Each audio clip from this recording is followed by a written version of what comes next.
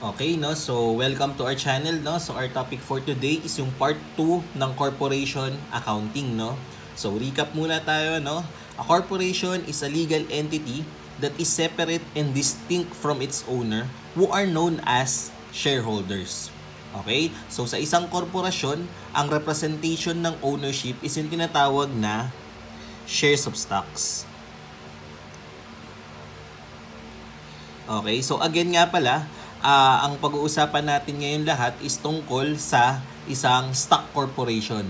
Okay? So, lahat ng pag-uusapan natin is patungkol sa stock corporation kasi yung mga non-stock corporation is a separate topic. Okay? So, again, kapag ang representation ng ownership sa isang kumpanya, ang tawag doon is shares of stocks. Okay? Kapag ikaw ay may hawak ng shares of stocks, ang tawag sa'yo is shareholders. Okay?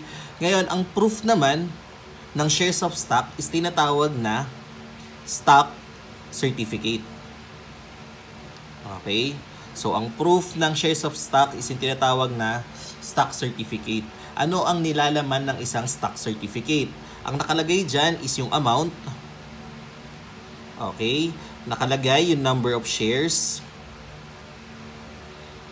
Nakalagay dyan yung name ng company. Kasama yung corporate seal, yung selyo ng kumpanya, o kaya yung mga signature ng mga signatory ng kumpanya, yung date of purchase kung kailan nabili, at nakalagay dyan yung identification number.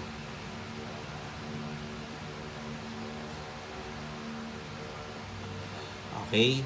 So, yan yung proof ng isang shares of stock, yung stock certificate. Ngayon, pagdating sa corporation accounting, ang ina-account mo dito, yung tinatawag na equity interest. Okay? Na mas kilala dun sa tinatawag na shareholders equity. So, saan ba nanggagaling yung shareholders equity? Yung shareholders equity, it is a residual interest of owners in the net asset of a corporation measured by the excess of asset over the liabilities. So, galing pa rin ito dun sa formula mo na asset minus liabilities is equal to equity. Okay? So, yung shareholders mo, ang tawag na dun sa equity is shareholders equity. Ito ang ina-account mo pagdating sa corporation accounting.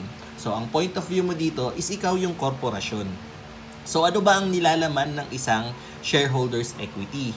As a pro forma entry, no, ito ang nilalaman ng isang shareholders equity. Okay? So, divided ito by two parts. Yung tinatawag na share capital and retained earnings. They are also known as contributed capital and earned capital. Okay? So, from share capital up to total paid in capital, ang tawag dyan is share capital or contributed capital. Okay? So, from retained earnings to unrealized gain or loss or yung mga OCI items, ang tawag doon is earned capital. Less yung tinatawag na treasury shares para makuha mo yung total shareholders equity. Okay? So, isa-isahin natin yung laman ng isang shareholders equity. Yung tinatawag na share capital issued, ito yung tinatawag na contribution ng mga shareholders. Okay? Bakit siya issued? Kasi nga, ibinenta mo na siya sa labas na i-transfer na yung stock certificate dun sa mga shareholders. So, hawak na nila yung ownership. So, ang tawag dun sa share capital is yung investment ng mga shareholders. Okay? Kaya siya share capital issued. Okay? So, merong dalawang klase ng share capital. Okay? So, merong dalawang klase ng share capital. Lagay natin dito, share capital. Okay? So, number one is yung tinatawag na ordinary shares. Okay? And number 2 na class ng share capital is yung tinatawag na preference shares. Okay? So, ano ang kinaibahan ng dalawa? Yung ordinary shares and preference shares are both equity securities. So parehas silang equity securities, yun nga lang, ang kaibahan nila is as to dividends and voting rights. Okay? Si ordinary shares, other name niya is yung common shares. So ang tawag sa ordinary shares, other name niya is yung tinatawag na common shares. Yung ordinary shares is meron siyang interest dun sa profit after mabayaran yung preference shares. Okay? So, mauunang bayaran yung preference shares bago yung ordinary shares. Plus, meron silang voting rights. Okay? So, may karapatan silang bumoto. Si ordinary share is the most common type of shares. Kaya nga ang tawag sa kanya is common share. Okay? Si preference share naman is meron siyang preferential, no? Preferential treatment. Okay?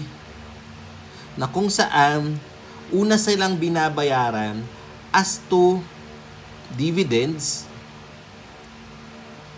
Okay, una sila as to dividends, and in case of liquidation as to capital repayment. Okay, repayment or the asset. Okay, so ang preference share is may preferential treatment as to dividends and capital repayment or asset in case of liquidation. Okay?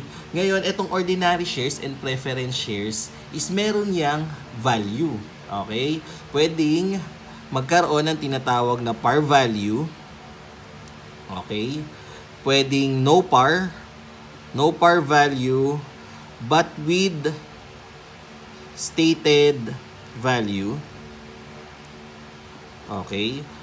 Or no par and no stated value. Okay? So, pwede siyang par value, pwede siyang no par value, or no par value but with stated value, or no par value and no stated value. So, ano-ano ito? Okay? Pag sinabi nating par value, ibig sabihin, yung value ng share capital, ng ordinary or preference share, is nakikita mismo dun sa stock certificate. Okay?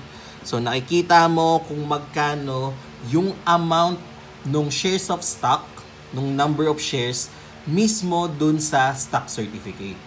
Okay? So, ang par value is nakikita sa mismong stock certificate. Ano naman yung no par value but with stated value? So, ibig sabihin, wala siyang nakalagay na presyo or amount dun sa stock certificate. Hindi mo alam kung magkano yung shares of stock. Pero, stated siya sa ibang documents. Okay? Saan siya makikita? Pwede siyang makita sa minutes of meeting. Okay? Sa minutes book. Okay? Kapag nakita siya sa minutes book kung magkano, stated value siya. Okay? O kaya naman, makikita siya sa article of incorporation. Stated value siya. Okay? Provided na wala siyang value again sa stock certificate. Pero makikita yung value niya sa ibang legal documents ng corporation. Okay? Ano naman yung no par or no stated value? Ito naman yung value na kung saan hindi mo talaga siya makikita sa stock certificate at hindi mo rin makita dun sa mismong other documents, sa mga other legal documents. Pero provided that yung consideration transferred, yung ibabayad, is not less than 5 peso. Okay? Dapat ang ibabayad sa'yo at least 5 peso dun sa number of shares. Okay? So, dapat ang minimum value niya, ang minimum na ibabayad is not less than 5 peso as a general rule. Okay? Ngayon, as a general rule again, okay, as a general rule, lahat ng share capital is always measured at par or stated value. Okay? Paano kapag no par or no stated value? Okay? So, ibig sabihin, kapag no par and no stated value, ang general rule dyan, kung magkano yung binayad sa iyo, yung consideration transferred, yung binayad, consideration transferred, is lahat yon value ng share capital.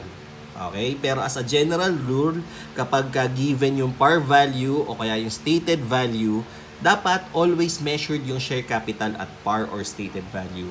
In case naman na wala, lahat ng ibinayad sa'yo is measured at share capital. Kailangan lahat ng consideration transferred yung binayad is share capital. Provided again na hindi bababa ng 5 peso per number of share yung ibinigay or ibinayad sa iyo. Okay? So, yun yung share capital. Ano naman yung subscribe share capital? Pag sinabi nating subscribe share capital, ibig sabihin, yung share na ibinibenta mo o yung ini-issue mo is committed ng bilihin ng shareholders. Yun nga lang, hindi pa fully paid. Wala pa siyang pangbayad. Meron lang siyang commitment, no? Meron siyang commitment na bilihin yung share capital. Yun nga lang, wala pa siyang pang fully paid. Okay? Since wala pa siyang pang fully paid dun sa mismong share capital, nagiging subscription receivable muna siya. Okay?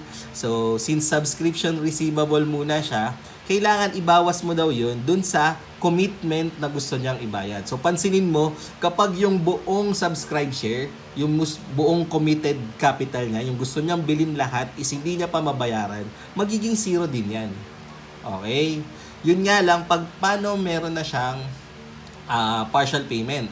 Okay? Pag may partial payment na siya, magiging part na siya ng shareholders equity. Yun nga lang, hindi siya magiging parte ng issued capital. Okay? So, hindi pa ibibigay yung share certificate sa kanila. Okay? Ngayon, yung subscription receivable is merong dalawang treatment. Okay? Yung subscription receivable is merong dalawang treatment. It can be a contra equity. Okay? Yung ibig sabihin is binabawas natin dun sa subscribe share capital or current asset. Okay? So, pwede siyang contra equity account or pwede siyang treated as current asset. Tuwing kailan siya tinitreat as contra equity? Tinitreat siya as contra equity kapag ka yung collectibility is more than 12 months of the accounting period. Okay? Kapag ka more than 12 months mo siyang makokolekta after the accounting period, kailangan mo siya i-treat as a reduction of subscribed share capital. Okay? Kapag ka naman ang subscription receivable is collected within 12 months, okay, kailangan i-treat mo siya as current asset. Okay? Kailangan mo siya ilipat as part of the current asset. Okay? So, yan yung subscribe share capital. Okay? Again, may nakalimutan ako, no? Yung sa issuance ng share capital, no? Pagdating pala sa issuance ng share capital, hindi pwedeng bumaba yung market value dun sa par value or stated value. Okay? Hindi pwedeng bumaba as a general rule yung presyo sa market nung pagbili ng share capital. Okay? Pag bumaba, ang tawag doon is watered stock, which is bawal, no? Never allowed sa corporate accounting. Okay?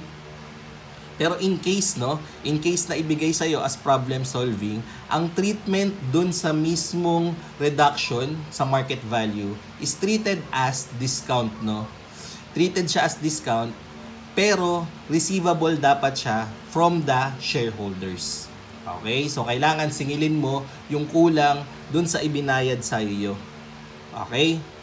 So, moving forward, yung next is yung share premium, no? Share premium naman, okay? So, pakibaba na lang, no? Yung share premium is maraming klase, no? It can be excess over par, treasury shares, conversion option from convertible bonds payable, donated capital, premium warrants outstanding, o kaya naman premium option outstanding, no?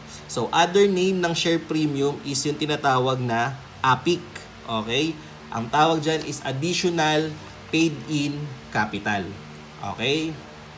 Ngayon, ang tatandaan mo pagdating sa share premium, si share premium is always excess over the par and stated value.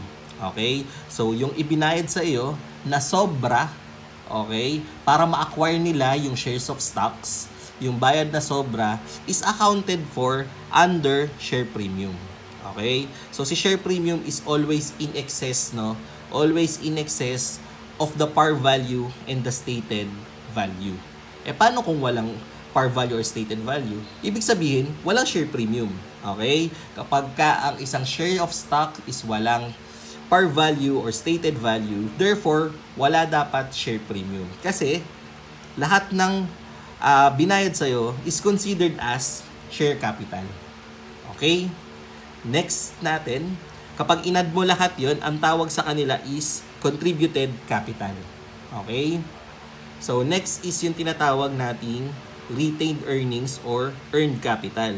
Pag sinabi nating retained earnings, ito yung kung saan nakalagay lahat ng accumulated profit and in case of losses is kailangan nakalagay dito sa retained earnings. Kaya nga kapag loss yan, ang tawag dyan is retained deficit. Okay? Ang normal balance ng retained earnings is a credit balance, no? In case of income, kapag ka naman retained deficit, ang normal balance niya is debit. Okay? Si retained earnings is merong dalawang klase. Yung tinatawag na unappropriated at appropriated. Pag sinabi nating unappropriated, ibig sabihin, ito yung pwede mong i-declare or i-distribute as dividends. Okay? So, ito yung pwede mong ibigay sa mga shareholders as share of their income. Okay? Pagdating naman sa retained earnings appropriated, as a legal rule, ito yung merong mga restriction. Okay? So, bawal mo siyang i-distribute as dividends kasi may paggagamitan ang corporation. Okay? It's either for growth, okay? It's either for capital or mga legal consequences. Okay? Next is yung tinatawag nating mga OCI items, no? Itong mga nilagay lang natin dito is yung mga kilala, no?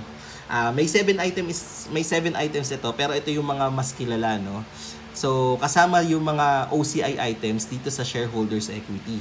Okay? So, lagay natin yung revaluation surplus, no? Pag sinabi natin revaluation surplus, ito yung changes ng fair market value dun sa property mo measured at revaluation method. So, kapag may changes dun sa mismong fair market value ng property, plant, and equipment o kaya intangible asset o kaya naman investment properties is revaluation surplus under the revaluation method. Okay? Next is yung mga unrealized gain or losses ng mga fair value through OCIs. Ito naman yung mga investment mo na nilagay mo sa fair value through OCI na kung saan kapag nagkaroon din ng change in fair market value is ilalagay mo dun sa unrealized gains or losses. Okay? At marami pang OCI items, no? Okay? Basta kapag may OCI items, kailangan kasama siya sa shareholders equity. Okay? And lastly, yung tinatawag na treasury shares. Okay? Yung treasury shares, these are shares that reacquired or buy back by the company, measured always at cost. Okay? So, si treasury shares, ngayon si treasury shares is binayback or reacquired ng korporasyon. Okay? So, for example, nag-issue sila ng share capital. Then, later on, is binayback nila or ni-reacquired nila, considered na siya as treasury shares. So, sino ang may hawak? Ang may hawak is si treasury. Si treasury ng korporasyon. Kaya treasury shares. Ngayon, pagdating sa treasury shares, may dalawang posibleng gawin ang korporasyon. Pwede siyang i-reissue, okay? I-reissue or i-retire. Okay? Kapag na-reissue siya ng korporasyon, ibig sabihin, babalik siya as share capital. Kapag ka naman ni-retired, ibig sabihin, tinanggal dun sa treasury, mapupunta siya dun sa tinatawag na authorized share capital. Okay? So, kapag inad mo lahat, minus the treasury share, yun yung tinatawag nating shareholders equity. Okay? So, ngayon summary lang muna, no? Kasi magkakaroon tayo ng series of accounting problems pagdating sa corporation accounting, no? Sinamarize lang muna natin lahat, pero magkakaroon tayo ng series of accounting problems. Okay? Next, ano ba yung tinatawag na legal capital? Yung legal capital is galing ito dun sa tinatawag nating trust fund doctrine. Okay? So, si legal capital is the portion of paid-in capital which cannot be returned to the stockholders in any form, cash, property, or stock dividends during the lifetime of the corporation. So, under siya dun sa tinatawag na trust fund doctrine na kung saan hindi mo pwedeng isaoli kung ano ang ininvest ni shareholders. Okay? Hindi mo pwede isahuli yung investment ni shareholders, okay?